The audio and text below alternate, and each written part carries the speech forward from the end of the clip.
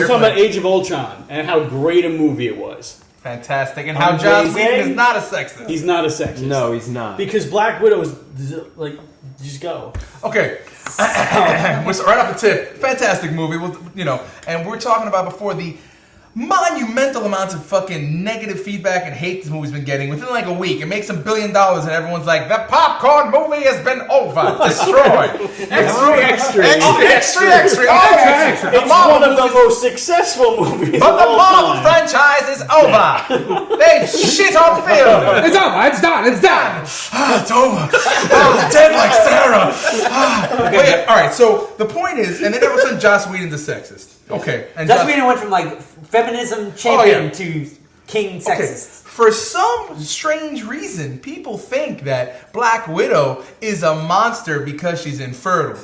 No. They all seem to have forgotten the fact that since the ripe age of like fucking 14, before she even went to prom, she was a machine of death for the Soviet Union. Before her hymen was broken, Jesus! she was breaking necks. That is true! Yeah, she was dropping niggas. Mm-hmm. Like, and apparently that's just overlooked. No, she's a monster because she can't have kids. He's fucking. Thank you, Ulysses Claw. British people. Fuck, she can't have kids. She's the monster. Josh Whedon, drop Twitter. She's a fucking monster. Subtitles. Fucking puppet, you fucking can have kids. You fucking feminist, you fucking puppet. Alright, so let's break these down like one by one. So fuck you know? No, fuck everybody. I think he summed up the feminism. Yeah. Like, shut up! Terrible. Fucking Firefly, Buffy, Dollhouse, shut the fuck up! Everything. All he made characters have tits! He made Black Widow an awesome hard body character. tits! He made Black Widow awesome. But come on, fuck out of here. He did. He fleshed out her character better than she has in 3 other appearances. Yes! Yeah. Alright, moving on. I'm getting heated. My heat's rising. Heat. Perhaps. Alright, so the whole death of the popcorn thing. Yeah. We're all talking about that article stupid. that popped up on Wired. Yeah. That, honest to God, when it took me a half hour to read that whole thing. Well, no, yeah, it's clickbait. It's clickbait. It's We know. clickbait in it. I read it. Can I say something? Like, the whole argument is discredited because he's like, Hawkeye's son was named partially after Pietro. Why would Hawkeye's wife name her son after the guy who saved her husband? Well, I think it's she never met him. See, that was a nitpick. That was a nitpick that I think that person took way too far. But I mean, it's barely a nitpick because I mean, like, it doesn't matter if she met him. Saved this guy's life. He saved Hawkeye at his own life expense. Like, I'm gonna name my kid after fucking. You did not see that coming, and then he died. My heart broke my heart, man. Yeah, terrible. And they're both laying there, and the cameras pan up. Really end up Breaking Bad. I was like, that was intense, man. It was great. There was that? Oh no. No, I did not. But I mean, the best thing to do when these freaking internet trolls do these things is just to focus on, what can you do, but the internet is always going to do it. I got to get my hits. When something is big, it's like the plan is attack so we can get hits. My stupid little blog isn't getting hits, and let me get hits. Let me shit on the biggest thing right now, and the most ridiculous nitpicky shit. Let me just fucking focus on that. Or the idea that the quality in Marvel films is lessening because of the connected universe.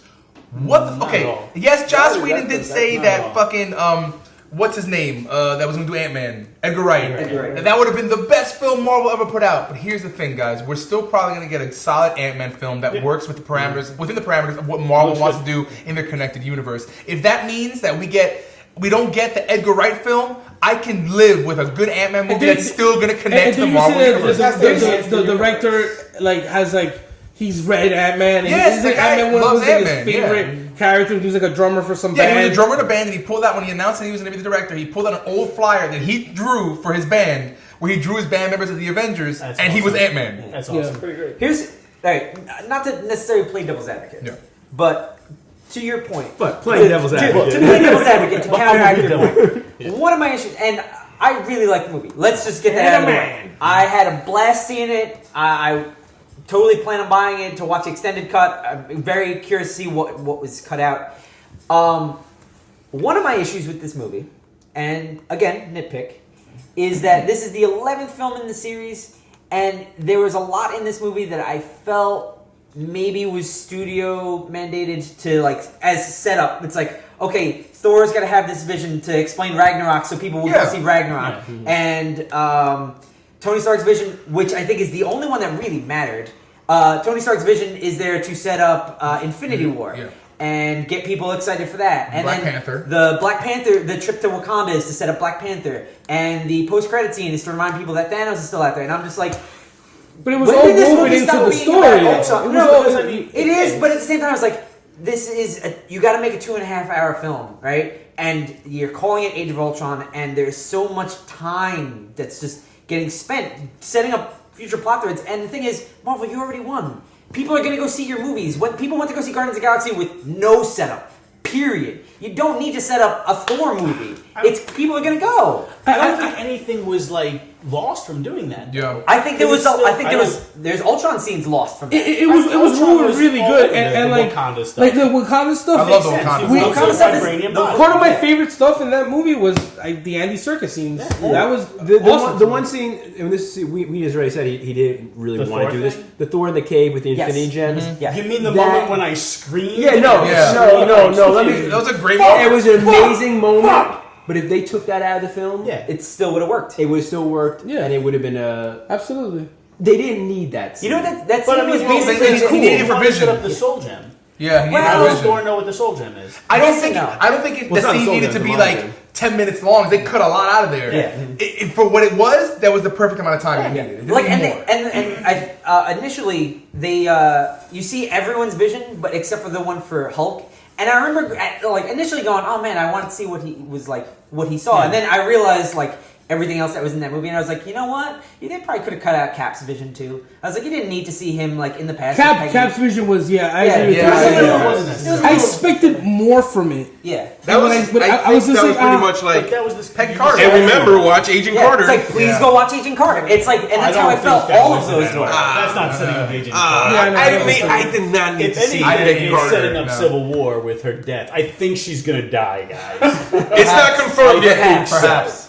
I called it if it happened. She's only 1,000 years old. Okay. It's young. She's 1,000 years young.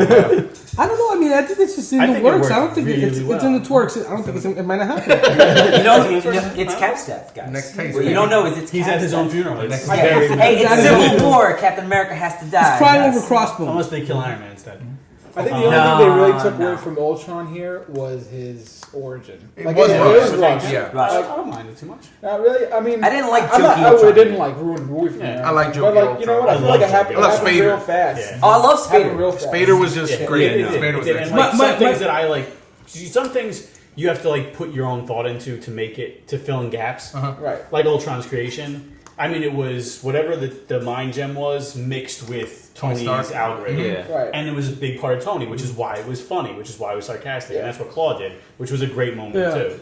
Well, to me, I think the whole... his face just was really distracting. Because of the lips? Because of the lips. Teeth. Because of his lips. And it just felt like what they did with Transformers. That's the only fucking connection I will ever make with Transformers and Avengers. It's just the face just felt... It didn't feel like... You just didn't like menacing. Did anyone? It didn't feel menacing. Okay. Ultron isn't menacing. You know what I mean? We got maybe about a minute left, but I do want to get something out there. Remember when the promotional art came for Ultron, and we saw the stages, and it looked like this is what he's gonna look like, and then we're gonna see this, and then it's that last one. It looked like there was energy build up in the suit and everything. Awesome. And then in this movie, you see I think 3 Ultron bodies. They never really felt like there was an extreme progression. When you see the one destroy the next, and you're what's gonna? And it's it didn't look too different. He's just a little bigger. He's bulkier. Yeah. And I was a little just and he's got jet propeller tits. Yeah.